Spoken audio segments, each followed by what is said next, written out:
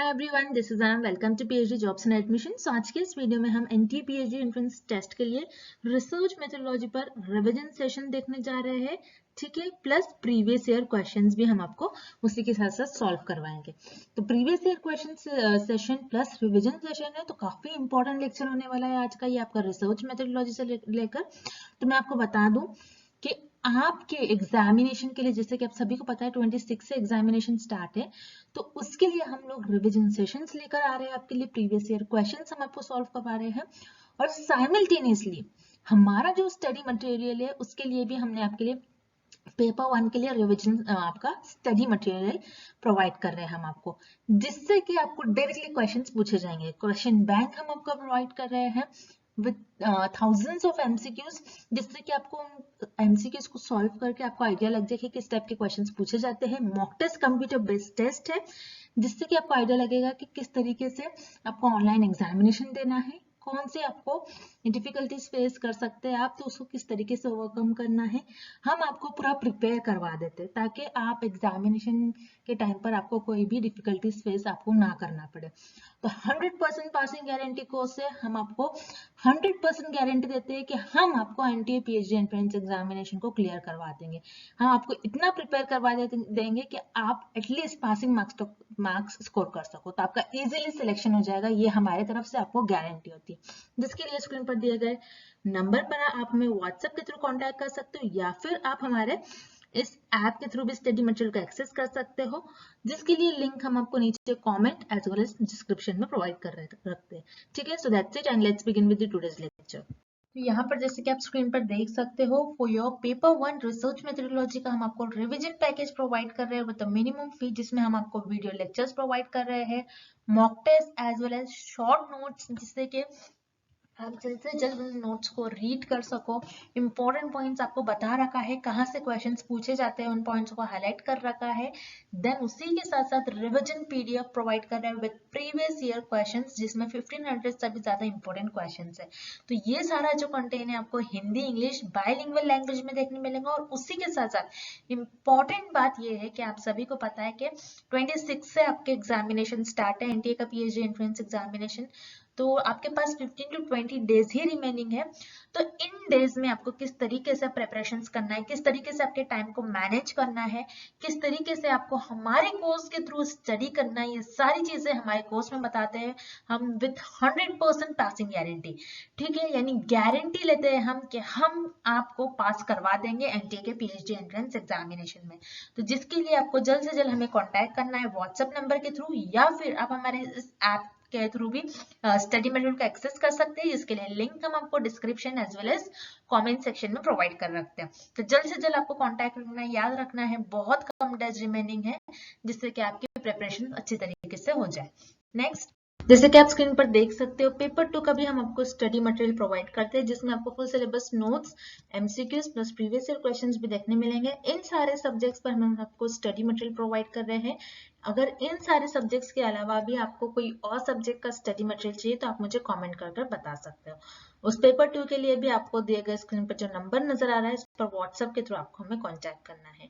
So that's it, हम आज के सेशन को हम स्टार्ट करते हैं। The bibliography given in a research report, शोध रिपोर्ट में दी गई संदर्भ ग्रंथ सूची। इस क्वेश्चन में हमें फाइंड आउट करना है कि आपके रिसर्च रिपोर्ट में जो बिब्लियोग्राफी लिखते हो तो वो क्यों लिखते हो, उसका पर्पस क्या होता है लिखने का। बिब्लियोग्राफी का मतलब आपकी जो शोध रिपोर्ट होती है उसमें आपका संदर्भ ग्रंथ सूची क्या होती है, अब आपकी शोध की रिपोर्ट में क्यों लिखते हो आप बिब्लियोग्राफी, उसका मोटिव, उसका पर्पस क्या होता है, हमें बेसिकली ये फाइंड आउट करना है इस प्रश्न में, इस क्वेश्चन में। तो बिब्लियोग्राफी का मतलब क्या होता है, आपको पहले तो ये पता होना चाहिए। बिब्लियोग्राफी क्या होता है, जिसे हम कहते हैं लिस्ट ऑफ रेफरेंसेस।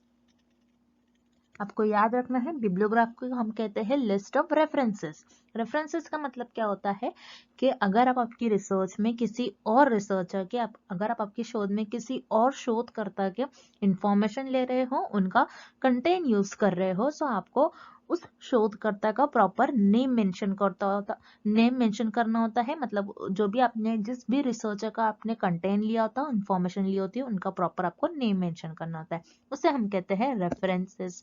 अब आपकी जो बिब्लियोग्राफी होता है, बिब्लियोग्राफी का मतलब होता है एक से ज्यादा रेफरेंसेस को हम कहते हैं बिब्लियोग्राफी। अगर आप आपकी रिसर्च में कुछ बहुत सारे रेफरेंसेस यूज कर रहे हो तो हम उसको कहते हैं बिब्लियोग्राफी।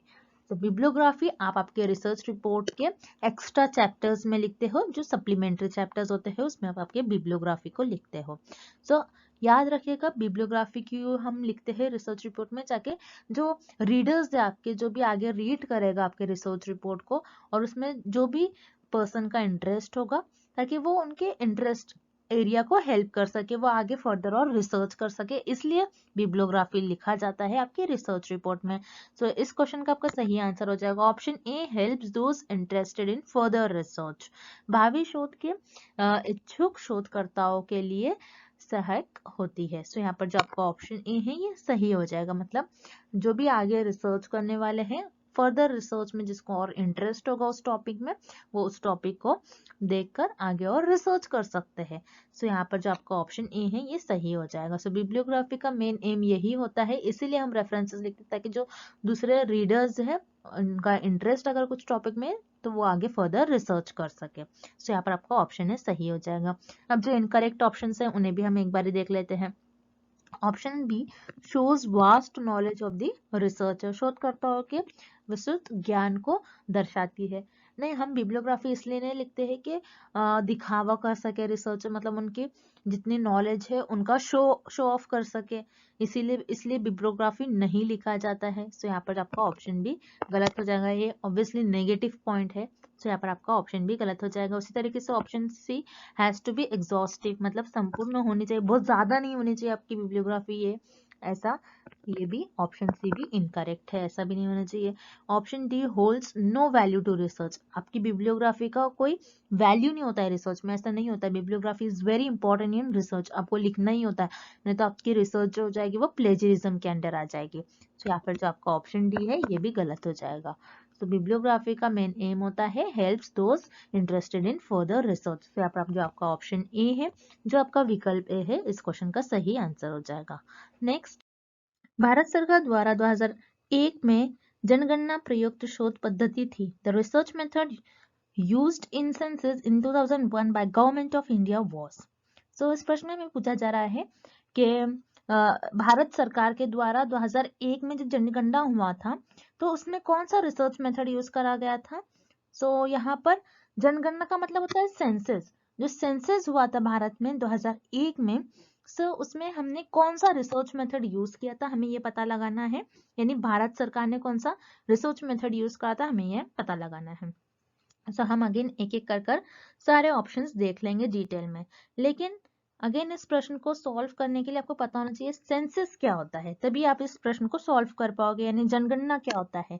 तो याद रखिए, जनगणना भारत में हर 10 साल पर होता है। ओके, भारत में हर 10 साल पर जनगणना होता है।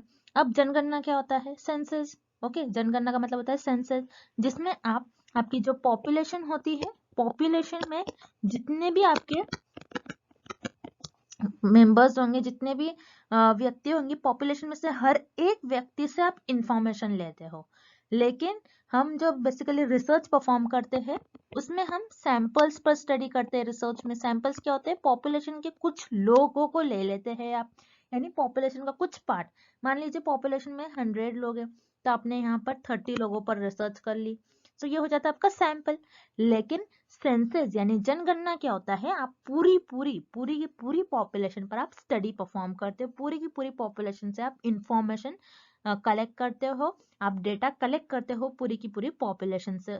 सो उसे हम कहते हैं सेंसस एंड जनगणना। और याद रखिए, भारत में हर 10 साल पर जनगणना होता है, सेंसस कंडक्ट करवाया जाता है, ये भी एग्जाम में आपको क्वेश्चंस पूछा जाएगा। अब मैं आपको बता दूं सेंसस के लिए हम कौन सा मेथड यूज करेंगे, सर्वे मेथड। तो इस प्रश्न का आपका ऑप्शन डी सही हो जाएगा। सर्वे क्या होता है, सर्वे करवा रहे हो आप, एक एक लोगों से इंफॉर्मेशन ले रहे हो, सो उसे हम कहते हैं सर्वे। सर्वे क्या होता है, बेसिकली जिससे आप डेटा कलेक्ट करते हो उसे हम कहते हैं सर्वे, यानी सर्वेक्षण विधि। सो जनगणना किस रिसर्च मेथड से हम कर सकते हैं, सर्वेक्षण विधि से। किस विधि से कर सकते हैं? सर्वे मेथड से, क्योंकि क्या होता है सेंसस में आपको हर एक मेंबर से इंफॉर्मेशन कलेक्ट करना होता है। ओके, हर एक मेंबर से आप इंफॉर्मेशन कलेक्ट कर रहे हो, सो यहाँ पर आप क्या परफॉर्म कर रहे हो? सर्वे। सर्वे का मतलब होता है इंफॉर्मेशन जमा करना। सो यहाँ पर आपका विकल्प डी सही हो जाएगा। उसी तरीके से जो रिमेनिंग ऑप्शन है उन्हें भी हम देख लेते हैं। ऑप्शन है हिस्टोरिकल मेथड। हिस्टोरिकल मेथड क्या होता है? जिसमें आप पास्ट इवेंट्स के बारे में स्टडी करते हैं, यानी पिछली जो घटनाएं होती है उसके बारे में स्टडी करते हो। सो यहाँ पर हमें पिछली जो घटनाएं हो रही है उसके बारे में हमें प्रश्न नहीं पूछा गया है, सो इसका ऑप्शन है इनकरेक्ट ऑप्शन हो जाएगा। उसी तरीके से ऑप्शन बी एक्सपेरिमेंटल मेथड यानी प्रयोगात्मक विधि। सो एक्सपेरिमेंटल मेथड क्या होता है? जिसमें आप दो चरों के बीच में यानी दो वेरिएबल्स के बीच में कॉज एंड इफेक्ट रिलेशनशिप बताते हो, यानी कारण एंड प्रभाव बताते हो, उनके बीच में कैसे संबंध है आप ये बताते हो। जैसे मान लीजिए independent variable and dependent variable. So आप एक्सपेरिमेंटल मेथड में इंडिपेंडेंट वेरिएबल का क्या इफेक्ट हो रहा है डिपेंडेंट वेरिएबल पर, यानी इंडिपेंडेंट वेरिएबल जो है आपका ये कैसा प्रभाव दिखा रहा है डिपेंडेंट वेरिएबल पर, हम ये बताते हैं। सो यहाँ पर हमें किसी चर से रिलेटेड कोई संबंध से रिलेटेड हमें प्रश्न नहीं पूछा गया है, सो यहाँ पर आपका विकल्प भी गलत हो जाएगा। उसी तरीके से विकल्प C case study method. Case study विधि क्या होती है? जिसमें आप किसी एक पर्टिकुलर टॉपिक को इन डिटेल में स्टडी करते हैं, एक पर्टिकुलर टॉपिक लेते हैं, उसके बारे में डिस्कशन करते हैं 4 to 5 पीपल का ग्रुप बनाकर। सो अगेन यहाँ पर हमें किसी ग्रुप में डिस्कशन नहीं पूछा गया है, सो इस ऑप्शन भी इस प्रश्न का सही उत्तर नहीं होगा। सो इस प्रश्न का आपका जो सही उत्तर होगा वो होगा सर्वे मेथड। सो याद रखिएगा सेंसस जो होता है जिसमें हम रिसर्च मेथड जो यूज करेंगे वो यूज करेंगे सर्वे मेथड। अगला प्रश्न, the validity which is assessed by checking measurement instrument against some future outcome is। वैधता जिसका आकलन कुछ भविष्य के परिणामों के खिलाफ माप उपकरण की जांच करके किया जाता है।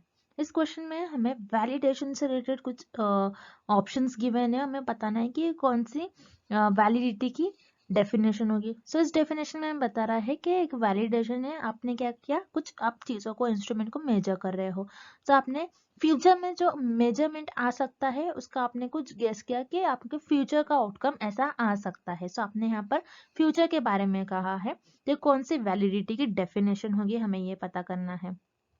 तो याद रखिएगा आप क्या कर रहे हो यहाँ पर वैलिडिटी। वैलिडिटी से रिलेटेड हमें बहुत सारे टर्म्स गिवन है और हमें जो भी टर्म गिवन है ये वैलिडिटी की डेफिनेशन से सारी वैलिडिटी के टाइप्स से सारे। सो वैलिडिटी होती क्या है आपको ये पता होना चाहिए। वैलिडिटी क्या होती है? जिसके पीछे कुछ ना कुछ लॉजिक हो, उसका जो रीजनलेस हो, इसका कुछ रीजन नहीं होता लेकिन लॉजिक हो, उसे हम कहते हैं वैलिडिटी। अब जैसे मान लीजिए फॉर एग्जाम्पल दिन है, दिन के बाद रात आएगा, सो इसके पीछे कोई रीजन नहीं है, आप कहोगे कि ये लॉजिक है, ये एक लॉजिक है, दिन के बाद रात ही आता है। सो यहाँ पर कोई रीजन नहीं है लेकिन लॉजिक है, उसे हम कहते हैं वैलिडिटी। सो यहाँ पर हमें वैलिडिटी की कुछ टाइप्स की मैंने हमें बताना है, इन टाइप्स में से ये कौन से वैलिडिटी की डेफिनेशन होगी। सो जैसे कि इस डेफिनेशन में हमें बता रहा है आपने क्या किया, जो फ्यूचर में आउटकम है, फ्यूचर में जो मेजरमेंट आ सकते हैं आपने उसको बताया है। सो फ्यूचर में आ रहा है मतलब यहाँ पर आपने फ्यूचर के बारे में गेस करा, ऐसा हो सकता है, ऐसे आ सकते हैं मेजरमेंट। सो यहाँ पर आप क्या कर रहे हो, कुछ प्रिडिक्ट कर रहे हो, यहाँ पर गेस कर रहे हो। सो ये वैलिडिटी कौन सी वैलिडिटी की डेफिनेशन होगी?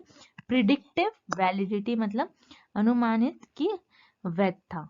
सो ये वैधता किस वैधता की डेफिनेशन होगी? प्रिडिक्टिव वैलिडिटी, प्रिडिक्टिव वैधता की, जिसमें आप कुछ गेस कर रहे हो फ्यूचर के बारे में, आप पहले से बता दे रहे हो कि ऐसा हो सकता है, आपके कुछ गेसेस कर रहे हो, प्रिडिक्ट कर रहे हो, उसे हम कहते हैं प्रिडिक्टिव वैलिडिटी। सो आपको जो डेफिनेशन गिवन है ये आपको प्रिडिक्टिव वैलिडिटी मतलब अनुमानित की वैधता की भाषा गिवन है। सो यहाँ पर आपकी जो डेफिनेशन गिवन है ऑप्शन बी की डेफिनेशन गिवन है। अब जो हमें इनकरेक्ट ऑप्शंस गिवन है उन्हें भी हम देख लेते हैं, ये क्या होती है। Face validity. फेस वैलिडिटी का मतलब होता है जिसको आप देखकर ये बता दो। जैसे मान लीजिए मैंने आपको एक पेपर दिया और उसमें सारे नंबर्स है, आप एडिशन सब्सट्रैक्शन, मल्टीप्लिकेशन, तो आप उससे देखकर क्या कहोगे कि ये मैथ्स का पेपर है। बेसिकली मैंने आपको मैथ्स का पेपर दिया, आप उससे देखकर डायरेक्टली बोल दोगे कि आप ये मैथ्स का पेपर है। तो आपने क्या किया, देख कर ही आपको पता चल गया, आपने रीड करा उसको फेस से ही, आपको देख कर ही पता चल गया कि ये फेस वैलिडिटी, मतलब आपने एक बार देख लिया और आपको पता चल गया कि इस पेपर में कौन सा कंटेंट लिखा है। सो उसे हम कहते हैं फेस वैलिडिटी, अग्रभाग की वैधता। सो फेस वैलिडिटी जिसे हम देख कर ही पता कर रहे हैं, यहाँ पर देख कर रहे हैं, कुछ पता कर रहे हैं, आप आने वाले जो फ्यूचर है, आने वाले समय के बारे में आप कुछ भविष्यवाणी कर रहे हैं। सो उसे हम फेस वैलिडिटी नहीं कहेंगे। सो यहाँ पर आपका विकल्प ए गलत हो जाएगा, ऑप्शन ए रॉन्ग हो जाएगा। उसी तरीके से ऑप्शन सी कॉनकरेंट वैलिडिटी, जिसे हम कहते हैं समवर्ती की वैधता। कॉनकरेंट, कॉनकरेंट क्या होता है, जो करंट में है, और कॉनकरेंट मतलब यहाँ पर कोई दो फेनोमेना होते हैं, एक फेनोमेना अगर अकर होता है तो उसके बेसिस पर आप गेस करते हो कि वो ऐसा ही हो सकता है। जैसे मान लीजिए कोई स्टूडेंट है, उस स्टूडेंट ने प्रैक्टिकल में अच्छा परफॉर्म किया, तो वैसे क्या कहूंगी, वो थ्योरी में भी अच्छा परफॉर्म करेगा। तो यहाँ पर कोई दो फेनोमेना है, इसको मैं कंपेयर कर रही हूँ, उसके बेसिस पर मैं बता रही हूँ। सो कॉनकरेंट क्या होता है, एक फेनोमेना के अकर होने पे मैं दूसरे को बता रही हूँ उसका क्या स्टेटस होगा। सो उसे कहते हैं हम कॉनकरेंट वैलिडिटी। सो हमें जो डेफिनेशन गिवन है, कॉनकरेंट वैलिडिटी की भी डेफिनेशन नहीं गिवन है, बल्कि यहाँ पर आप फ्यूचर के बारे में जो मेजरमेंट आएंगे उनका कुछ आउटकम बता रहे हो। सो ये प्रिडिक्टिव वैलिडिटी की डेफिनेशन होगी। सो इस प्रश्न का आपका सही विकल्प हो जाएगा विकल्प बी, option B, predictive validity. Next, Which one is not a graphic representation of data? कौन सा आंकड़ों की ग्राफिक प्रस्तुति नहीं करता है? इस क्वेश्चन में हमें ये बताना है कि दिए गए ऑप्शंस में से कौन सा एक ऐसा ऑप्शन है जिसमें हमारे पास जो भी डेटा होता है उस डेटा को हम ग्राफिक रिप्रेजेंटेशन नहीं कर सकते, उसको हम ग्राफिकल वे में प्रेजेंट नहीं कर सकते। मतलब इस प्रश्न में हमें ये पता लगाना है कि कौन सा ऐसा विकल्प है जिसे हम, हमारे पास जो भी आंकड़े होंगे उस ऑप्शन में जो भी हमारे पास आंकड़े होंगे उस आंकड़ों को हम ग्राफिक प्रस्तुति नहीं दिखा सकते हैं, नहीं कर सकते हैं ग्राफिकल वे में से प्रेजेंट। सो याद रखिएगा, histogram, bar chart and frequency polygon. So इन तीनों को भी हम ग्राफिकल वे में प्रेजेंट कर सकते हैं। अब हिस्टोग्राम, बार चार्ट और फ्रीक्वेंसी पॉलीगॉन ये दिखते कैसे हैं, तो हम इस डायग्राम के थ्रू समझते हैं। सो ये है आपका हिस्टोग्राम। हिस्टोग्राम कुछ इस तरीके से दिखता है जिसमें जो बार्स प्रेजेंट होते हैं ग्राफ में एक दूसरे से ज्वाइंट होते हैं, मिले हुए होते हैं। जैसे कि आपको बस डायग्राम याद रखना है, आपको मैटर नहीं देखना है, बस आपको डायग्राम याद रखना है। हिस्टोग्राम में जो बार्स होते हैं एक दूसरे से मिले हुए थे। जैसे फॉर एग्जाम्पल यहाँ पर हम देख रहे हैं नंबर ऑफ एम्प्लॉयज, कितने एम्प्लॉयज एक कंपनी में काम कर रहे हैं, और सैलरी, उनकी सैलरी कितनी है, थाउजेंड्स में हमें सैलरीज गिवन है। अब जैसे कि इस डायग्राम से देखकर हमें यह पता चल रहा है ग्राफिकल वे में कि कितने लोगों की सैलरी कितनी हो सकती।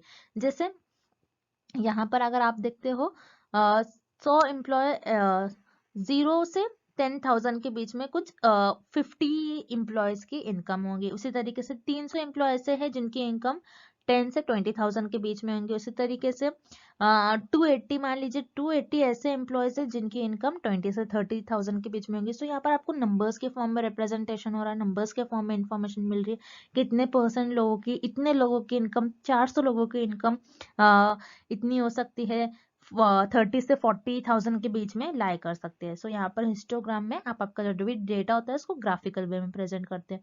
उसी तरीके से बार चार्ट, बार चार्ट कुछ इस तरीके से दिखता है।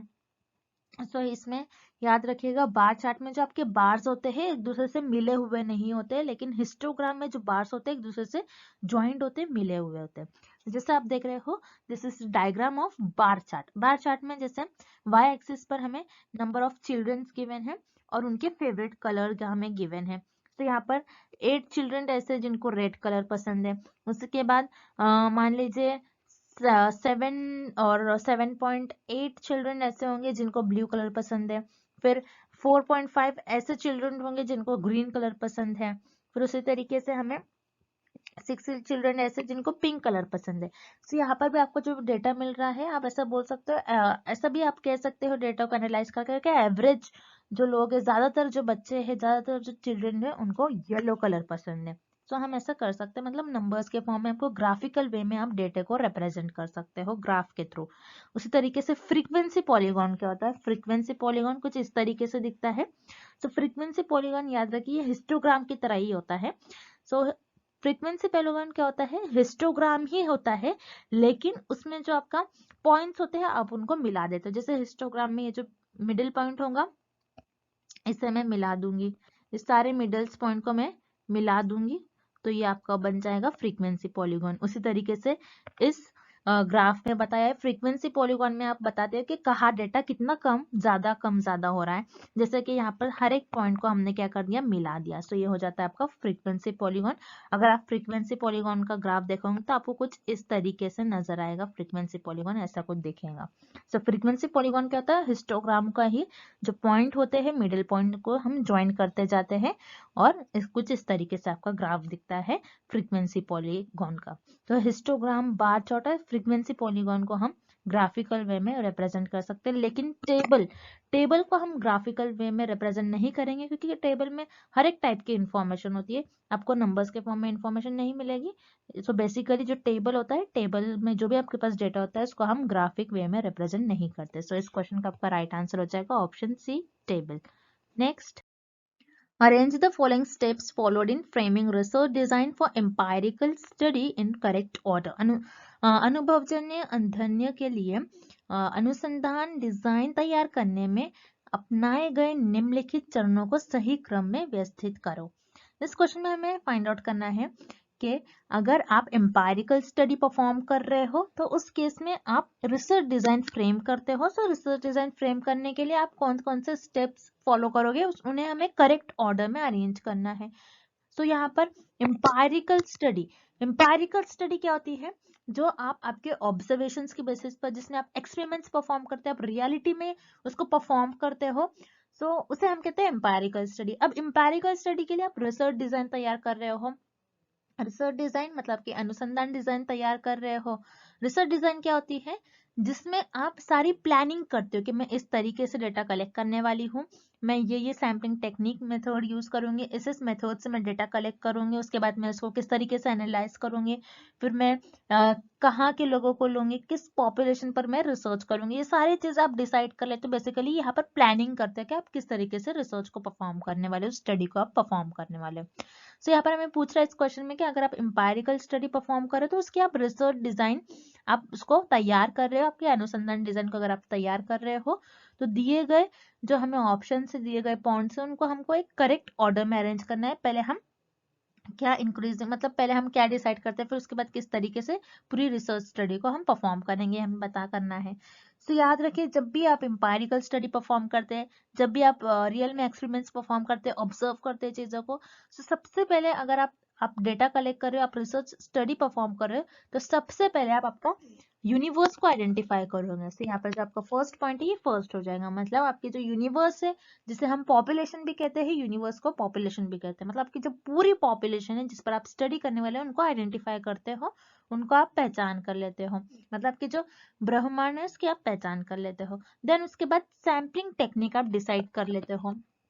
फिर जो आपका सेकेंड पॉइंट है सेकेंड आ जाएगा, मतलब आप पॉपुलेशन में से जिन जिन मेंबर्स को सिलेक्ट कर रहे हो, आप ये बताते हैं कि मैं उनको किस मेथड से सिलेक्ट करने वाला हूँ या फिर करने वाली हूँ, कि मैं प्रोबेबिलिटी मेथड से, मतलब मैं पॉपुलेशन में से, यूनिवर्स में से मेंबर्स को रैंडमली सिलेक्ट करने वाला हूँ, या फिर यूनिवर्स में से या फिर पॉपुलेशन में से जो मेरे सैंपल्स चुनूंगा मैं अपने कन्वीनियंस, जजमेंट और पर्पस के अकॉर्डिंग चुनने वाला हूँ। इस तरीके से आप सैम्पलिंग टेक्निक डिसाइड कर लेते हो। अब अपने सैम्पलिंग टेक्निक डिसाइड कर आपके मेंबर्स को आपने चुन लिया, देन आप इनसे क्या करोगे, डेटा कलेक्ट करोगे, मतलब डेटा कलेक्ट करने के लिए आप टूल यूज करोगे। तो यहाँ पर जो आपका फोर्थ पॉइंट है ये आपका थर्ड हो जाएगा, मतलब डेटा कलेक्शन टूल, डेटा संग्रहण उपकरण, ये आपका थर्ड पॉइंट हो जाएगा। मतलब इन लोगों से आप जिस तरीके से डेटा कलेक्ट करने वाले उसका टूल यूज करोगे, कि आप क्वेश्चनर्स के थ्रू डेटा कलेक्ट करने वाले ये डिसाइड कर लोगे, या फिर आप इंटरव्यू के थ्रू, या फिर आप ऑब्जर्वेशंस के थ्रू, और पॉपुलेशन में से आपके जो सैंपल्स है उनमें से आप उनसे डेटा कलेक्ट करोगे, आप टूल डिसाइड कर लेते हो बेसिकली। सो यहाँ पर आपने फोर्थ पॉइंट जो है आपका थर्ड हो जाएगा। फिर उसके बाद आपका डायरेक्टली सिक्स पॉइंट आ जाएगा, मतलब आपको जो भी डेटा मिलेगा आपने डेटा टूल सेलेक्ट कर लिया, उससे डेटा आपने डेटा कलेक्ट करोगे, डेटा टूल सेलेक्ट करने के बाद आप डेटा कलेक्ट करोगे, और आपके पास जो भी डेटा आ गया आप उसको टैबुलेशन मोड में फिक्स कर दोगे, मतलब आपके पास एक टेबल होता है, उस टेबल में आप सारी इंफॉर्मेशन आप फिल कर दोगे। सो यहाँ पर जो आपका सिक्स्थ पॉइंट है ये आपका फोर्थ पॉइंट हो जाएगा, मतलब डेटा संग्रहण और सारणीकरण वैध। तो यह हो गया आपका फोर्थ पॉइंट। देन उसके बाद आपका लास्ट जो पॉइंट बच गया फोर्थ, फिर उसके बाद जो लास्ट पॉइंट बच गया आपका वो हो जाएगा फोर्थ पॉइंट के बाद थर्ड आपका आ रहा है यहाँ पर। थर्ड है आपका डेटा एनालिसिस एंड इंटरप्रिटेशन, मतलब ये फिफ्थ पॉइंट आ जाएगा आपका। जो थर्ड पॉइंट यहाँ पर गिवन है ये आपका फिफ्थ आ जाएगा। आपने टैबुलेशन में सारे डेटा को फिल कर लिया, देन उसके बाद उसको आप डेटा को एनालाइज करोगे, आप ऑब्जर्व करोगे किस तरीके से हमें डेटा मिला है, एंड देन उसके बेसिस पर आप कुछ इंटरप्रिटेशन निकालोगे, मतलब कुछ कंक्लूजन निकालोगे, और आपने जो भी कंक्लूजन निकाला फिर उसको आप एक रिपोर्ट में लिखते हो। सो यहाँ पर जो रिपोर्टिंग है 6 पॉइंट आ जाएगा, मतलब आप बताते हो कि आपने किस किस तरीके से रिसर्च किया, कैसे आपने सारे डेटा को इकट्ठा करा, आपने कैसे उसको एनालाइज करा, कैसे उसको इंटरप्रेट करा। सो इस वे में आप आपकी जो एम्पायरिकल स्टडी है उसके लिए अगर आप रिसर्च डिजाइन फ्रेम करते मतलब जब आपके रिसर्च डिजाइन तैयार करते तो ये सारे स्टेप आप परफॉर्म करोगे। सो ये ऑर्डर हमें ऑप्शन सी में गिवन है, सो इसलिए इस क्वेश्चन का आपका राइट आंसर हो जाएगा option C. Next, data regarding number of children born to couples who are selected as samples using probability sampling has been collected. Which statistical tools will you use to find out? First, the average number of children couples have, and second, the number of children maximum number of couples selected for the study have. नमूने के रूप में चुने गए जोड़ों से पैदा हुए बच्चों की संख्या के बारे में डेटा उपयोग करके संभवतः नमूनाकरण एकत्र किया गया है।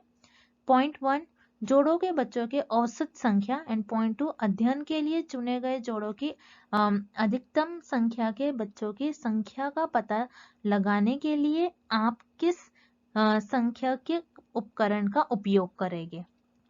तो इस क्वेश्चन में हमें कुछ केस गिवन है और इस केस में हमें सैम्पलिंग सेलेक्ट किए रिसर्चर ने, और सैम्पलिंग सेलेक्ट करने के बाद उन्होंने उस डेटा का स्टैटिस्टिकल टूल्स के थ्रू उनका स्टडी करे हैं।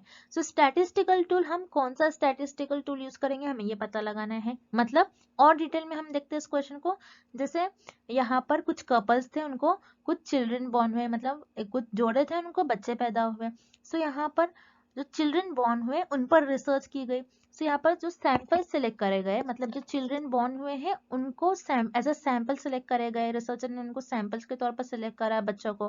सो यहाँ पर जो सैंपल सिलेक्ट करा है ये कौन से मेथड से रिसर्चर ने सिलेक्ट करा है? Probability sampling. प्रोबेबिलिटी मतलब रैंडमली, रिसर्चर ने यहाँ पर अपनी कन्वीनियंस, जजमेंट और पर्पस को आगे रखकर नहीं करा है बल्कि रैंडमली सिलेक्ट करा है। सो इस केस में रिसर्चर ने इस तरीके से चिल्ड्रन बॉर्न जो है उन्हें सेलेक्ट कर लिया जो कि उनके सैंपल बन गए। अब रिसर्चर को एक स्टैटिस्टिकल टूल के थ्रू इन पर स्टडी जो करनी है ये स्टैटिस्टिकल टूल के थ्रू करनी है। सो रिसर्चर को क्या देखना है? ये देखना है कि एवरेज नंबर ऑफ चिल्ड्रन कितने हैं कपल्स को, कपल्स के एवरेज चिल्ड्रन कितने हैं, और second the number of children maximum number of couples, मतलब कितने कपल्स को मैक्सिमम नंबर ऑफ चिल्ड्रन है यह हमें देखना है। सो याद रखिए फर्स्ट पॉइंट में हमें क्या बता रहा है? The average number of children couples have, couples को एवरेज नंबर, कितने नंबर ऑफ चिल्ड्रन है हर कपल को। तो यहाँ पर एवरेज हम देख रहे हैं, तो ऑब्वियसली हम कौन से टूल का यूज करेंगे, कौन सा स्टैटिस्टिकल टूल का यूज करेंगे? एवरेज। मतलब हम यहाँ पर क्या देख रहे हैं? जोड़े के जो बच्चे हैं उनकी औसत संख्या क्या है। सो औसत संख्या के लिए, औसत संख्या हम देख रहे हैं, तो यहाँ पर हम औसत इस टूल का यूज करेंगे। मतलब यहाँ पर ये देख रहे हैं रिसर्चर कि ज्यादातर जो कपल्स हैं उनको एवरेज कितने बच्चे हैं। तो आप जैसे ये कह सकते हैं रिसर्चर जो ज्यादातर जो कपल्स हैं उनको एवरेज 2-2 चिल्ड्रन है, उनको 2-2 बच्चे हैं एवरेज। तो इसलिए यहाँ पर एवरेज यूज कर रहे हैं रिसर्चर, एवरेज यानी मीन का यूज करेंगे, एवरेज को हम मीन भी कहते हैं। अब हम सेकेंड पॉइंट की तरफ चलते हैं। सेकेंड पॉइंट में बता रहा है कि the number of children maximum number of couple, कितने मैक्सिमम चिल्ड्रन है मैक्सिमम कपल्स को, ये हमको बताना है। सो जैसे फॉर एग्जांपल हम ये देखेंगे कि मैक्सिमम कितने बच्चे हैं, मैक्सिमम नंबर, मैक्सिमम यानी सबसे ज्यादा। सो याद रखिएगा मैक्सिमम जब भी वर्ड आता है उसके लिए हम मोड यूज करते हैं। मोड क्या होता है? मोड ये बताता है आपके पास जो भी डेटा होता है उस डेटा में एक ऐसा नंबर जो सबसे मैक्सिमम बार, सबसे ज्यादा बार रिपीट होता है वो नंबर, उससे हम उसे कैलकुलेट करने के लिए हम मोड का यूज करते हैं। मोड का मतलब ही होता है ऐसा नंबर जो आपके डेटा में सबसे ज्यादा बार रिपीट हो, उसे हम कहते हैं मोड। सो यहाँ पर फर्स्ट पॉइंट में रिसर्चर को एवरेज नंबर ऑफ चिल्ड्रन देखना था कपल्स के पास, तो यहाँ पर एवरेज नंबर ऑफ चिल्ड्रन देखना है, इसलिए हम एवरेज यानी मीन का यूज करेंगे। एंड मोड मतलब जो सबसे ज्यादा बार क्वांटिटी आ रही है, मतलब रिसर्चर को यही देखना है मैक्सिमम नंबर ऑफ चिल्ड्रन कितने हैं मैक्सिमम कपल्स को, तो यहाँ पर रिसर्चर जो है मोड का यूज करेंगे। सो औसत एंड मोड इन दोनों स्टैटिस्टिकल टूल का यूज करेंगे रिसर्चर स्टडी को परफॉर्म करने के लिए। सो यहाँ पर जो आपका ऑप्शन ए है ये सही हो जाएगा। सो मीडियन हम देख लेते हैं।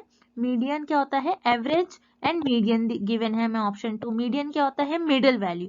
सो हमें मिडिल वैल्यू नहीं पता करना है इस स्टडी में, सो यहाँ पर आपका ऑप्शन बी इनकरेक्ट हो जाएगा। उसी तरीके से ऑप्शन सी अरिथमेटिक मीन और एवरेज। सो याद रखिए अरिथमेटिक मीन ही होता है आपका, और एवरेज ये भी मीन होता है। सो औसत और औसत ये तो नहीं होगा आपका ऑप्शन से, यहाँ पर आपका ऑप्शन सी इनकरेक्ट हो जाएगा। उसी तरीके से option D median and mode मतलब माध्य का विधा। सो मीडियन जो आपकी मिडिल वैल्यू है, मोड ऐसी वैल्यू जो सबसे ज्यादा बार रिपीट हो रही है। सो यहाँ पर आपका ऑप्शन डी भी इनकरेक्ट हो जाएगा। सो इस क्वेश्चन का आपका राइट आंसर हो जाएगा ऑप्शन ए। इस स्टडी को परफॉर्म करने के लिए researcher average and mode statistical tool का यूज करेंगे। नेक्स्ट निगमनात्मक सिद्धांत है, deductive theory is one that. So इस प्रश्न में हमें निगमनात्मक सिद्धांत क्या होता है उससे हमको बताना है, उससे रिलेटेड हमें कुछ ऑप्शंस दिए गए, हमें बताना है कि कौन सा विकल्प सही होगा। यानी डिडक्टिव थ्योरी क्या होती है ये बताना है। हम डिडक्टिव थ्योरी में हम क्या करते हैं, उद्देश्य क्या होता है इसका, ये बताना है हमें इस प्रश्न में। सो याद रखिए दो टाइप की थ्योरी होती है, या फिर दो टाइप की अप्रोच होती है, या फिर दो टाइप की रीजनिंग होती है। एक होती है इंडक्टिव और दूसरी होती है डिडक्टिव।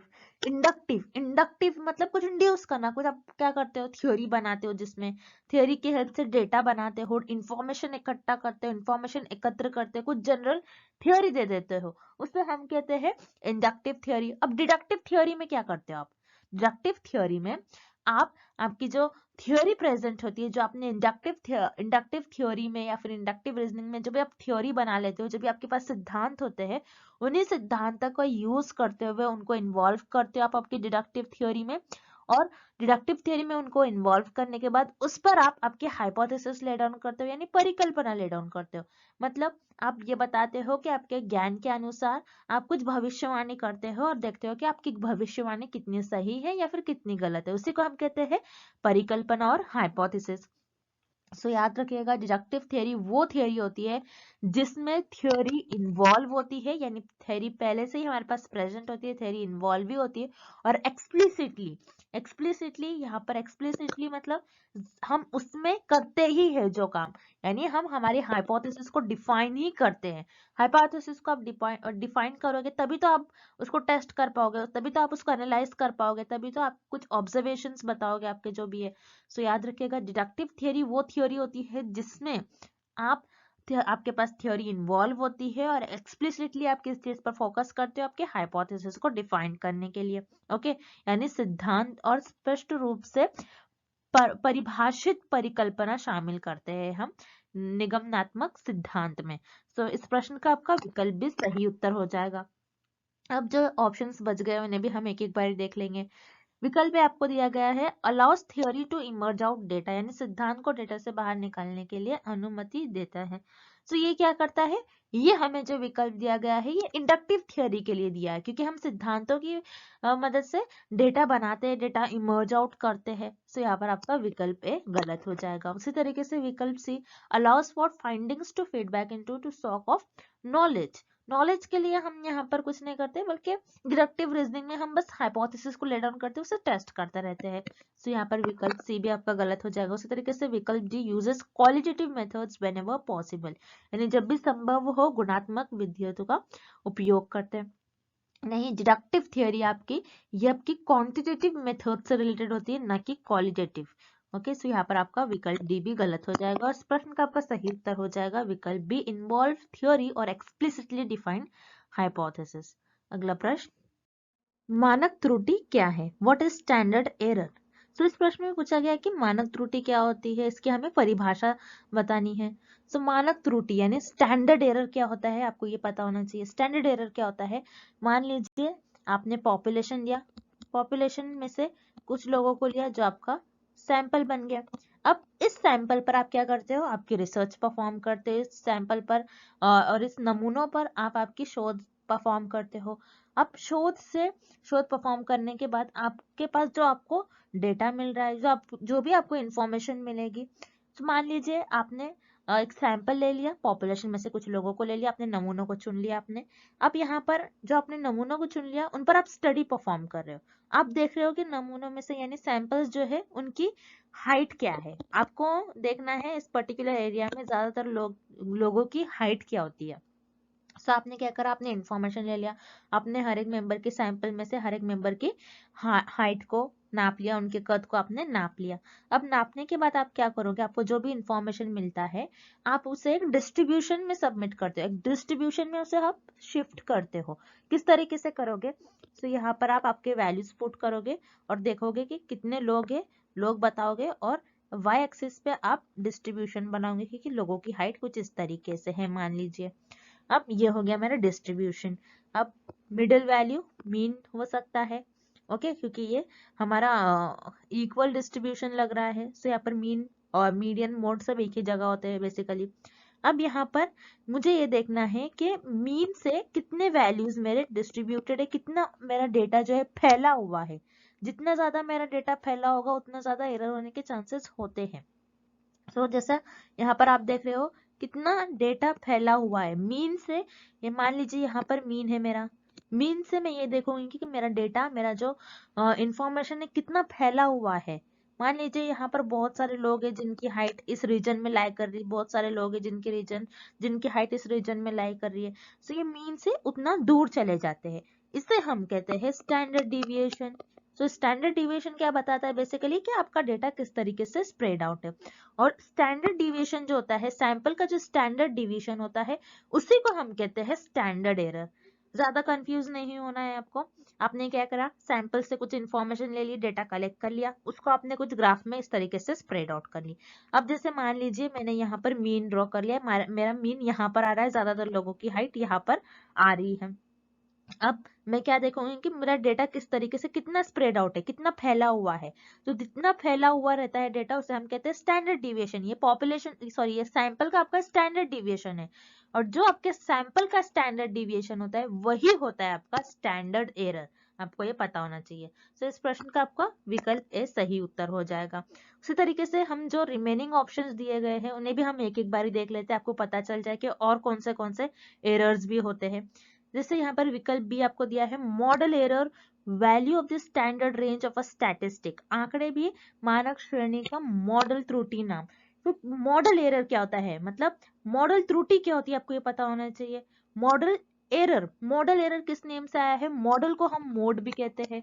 अब मोड क्या होता है, मोड आपके डेटा में ऐसी वैल्यू जो सबसे ज्यादा बार रिपीट हो रही है। मान लीजिए आपको कुछ डेटा मिल गया, ओके, उसमें आपके डेटा में 50 वैल्यू बार बार रिपीट हो रही है, तो ये क्या हो गया आपके डेटा की मोड। अब मोड में भी कुछ एरर्स होने के चांसेस होते हैं, जो आपके डेटा में ज्यादा बार रिपीट हो रही है वैल्यू, तो उसके रेंज में कुछ एरर हो रहा है, तो उसे हम कहते हैं मॉडल एरर। तो यहाँ पर हमें रेंज से रिलेटेड कुछ नहीं दिया गया है, मतलब मोड ऐसे ज्यादा वैल्यूज नहीं पूछी गई कि आपके डेटा में जो सबसे ज्यादा बार रिपीट हो रही है। तो यहाँ पर आपका विकल्प भी गलत हो जाएगा। उसी तरीके से विकल्प C, error in the calculation of standard deviation of a statistic, यानी आंकड़े के मानक विचलन की गणना में त्रुटि। आपने क्या करा, स्टैंडर्ड डिविएशन से आपको जो भी इंफॉर्मेशन मिल रही है, स्टैंडर्ड डिविएशन मतलब आपने कुछ इस तरीके से आपका डेटा स्प्रेड आउट कर लिया, उससे आप क्या कर रहे हो, उसकी वैल्यू को कैलकुलेट कर रहे हो और उससे आपको कुछ एरर हो गया है। तो इसे हम क्या कहेंगे, errors in calculation of standard deviation. तो हमें स्टैंडर्ड डिविएशन के कैलकुलेशन से रिलेटेड कुछ प्रश्न नहीं दिया गया है, तो यहाँ पर आपका विकल्प सी गलत हो जाएगा। उसी तरीके से विकल्प डी, standardize statistic to minimise error. Standardize statistic क्या होता है, आपके पास एक स्केल होती है, उसी स्केल में आप सारे एक पर्टिकुलर एक स्केल होती है जिसमें आप सारे वैल्यूज को फिट करने की कोशिश करते हो, उसे हम कहते हैं स्टैंडर्डाइज स्केल। अब स्केल होती है, सॉरी, स्टैंडर्डाइज स्टैटिस्टिक।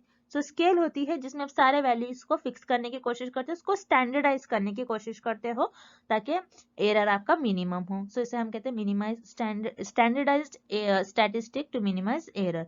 सो यहाँ पर हमें इससे भी रिलेटेड कुछ प्रश्न नहीं पूछा गया है, यहाँ पर आपका विकल्प डी गलत उत्तर हो जाएगा और इस प्रश्न का आपका सही उत्तर हो जाएगा विकल्प ए। अगला प्रश्न, केस स्टडी पद्धति के बारे में निम्नलिखित में से कौन सा सत्य नहीं है? Which of the following is not true about case study method? इस प्रश्न में पूछा जा रहा है कि केस स्टडी पद्धति जो होती है, केस स्टडी पद्धति के मेथड से रिलेटेड हमें कुछ विकल्प दिए गए हैं, हमें बताना है कि कौन सा विकल्प सही नहीं है, केस स्टडी मेथड से रिलेटेड नहीं है। अब केस स्टडी मेथड क्या होता है, केस स्टडी पद्धति होती क्या है, आपको पहले तो ये पता होना चाहिए। केस स्टडी मेथड वो मेथड होता है जिसमें रिसर्चर्स 4 to 5 पीपल का ग्रुप बना लेते हैं, 4 to 5 एक्सपर्ट्स भी हो सकते हैं, उसमें एक पर्टिकुलर टॉपिक पर डिटेल में डिस्कशन होता है और उसमें आपको बहुत सारी इंफॉर्मेशन मिल जाती है। इसे हम कहते हैं केस स्टडी। याद रखिए केस स्टडी में डिटेल में जो आपके 4 to 5 पीपल का आप ग्रुप बना लेते हो, जैसे 4 से 5 व्यक्ति होते हैं आपके ग्रुप में, वो डिस्कशन करते हैं। डिस्कशन से उनको जो भी डेटा मिलता है ये वर्ड्स और टेक्स्ट के फॉर्म में डेटा मिलेगा। जाहिर सी बात है, अगर मान लीजिए आप किसी आईफोन के बारे में या फिर कोई आईफोन जब लॉन्च किया जाता है, मान लीजिए तो 4 to 5 पीपल का ग्रुप बनाया जाता है, 4 to 5 एक्सपर्ट्स का, जिन्होंने प्रोग्रामिंग में एक्सपर्ट्स है, जो इनका जो रहता है ग्रुप बनाया जाता है, उनको इनविटेशन दिया जाता है, फिर वो इनविटेशन एक्सेप्ट कर फिर उस ग्रुप को ज्वाइन कर उसमें डिटेल में उस पर्टिकुलर टॉपिक के बारे में डिस्कस करते हैं। उसे यहाँ पर डिस्कशंस के थ्रू जो उनको इंफॉर्मेशन मिलती है कि वर्ड्स और टेक्स्ट के फॉर्म में मिलती है। वर्ड्स और टेक्स्ट के फॉर्म में कौन सी आपको इंफॉर्मेशन मिलती है? सिर्फ और सिर्फ क्वालिटेटिव रिसर्च में। याद रखिए केस स्टडी मेथड जो होता है आपके क्वालिटेटिव नेचर का होता है। क्वालिटेटिव रिसर्च में भी हम क्या करते हैं, हमारे पास जो भी डेटा मिलता है वर्ड्स और टेक्स्ट के फॉर्म में मिलता है, नंबर्स के फॉर्म में हमें डेटा नहीं मिलता है। हम यहाँ पर डेटा जमा करते हैं, बेसिकली हम थ्योरीज बनाते हैं, हम डेटा एकत्र करते हैं, डेटा को एक न्यू डेटा हमारे पास मिलकर आता है। ये होती है आपकी क्वालिटेटिव रिसर्च, जिसमें आपके पास जो डेटा होता है ये वर्ड्स और टेक्स्ट के फॉर्म में होता है जनरली। ये पता चल गया हमें कि आपकी जो केस स्टडी मेथड होता है ये क्वालिटेटिव नेचर का होता है, यानी गुणात्मक नेचर का होता है। देन यहाँ पर ऑप्शन ए और बी देख लेते हैं हम। ऑप्शन ए दिया गया है, it is an expensive method.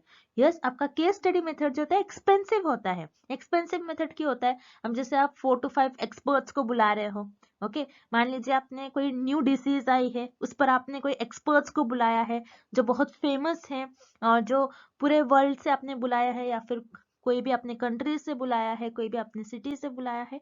यहाँ पर उनको इनविटेशन के लिए आपको अप्रोच करना होता है, फिर वो आते हैं, वो आपकी फी चार्ज करेंगे, जो भी करेंगे। यहाँ पर उनको जो ये मेथड होता है एक्सपेंसिव होता है। ओके ये मेथड एक एक्सपेंसिव मेथड होता है कंपेयर टू अदर मेथड्स। यहाँ पर आपको विकल्प ए भी सही दिया गया है। उसी तरीके से विकल्प भी दे रहा है many chances of making errors, यानी यहाँ पर एरर्स यानी गलतियां करने के बहुत संभावनाएं होती है।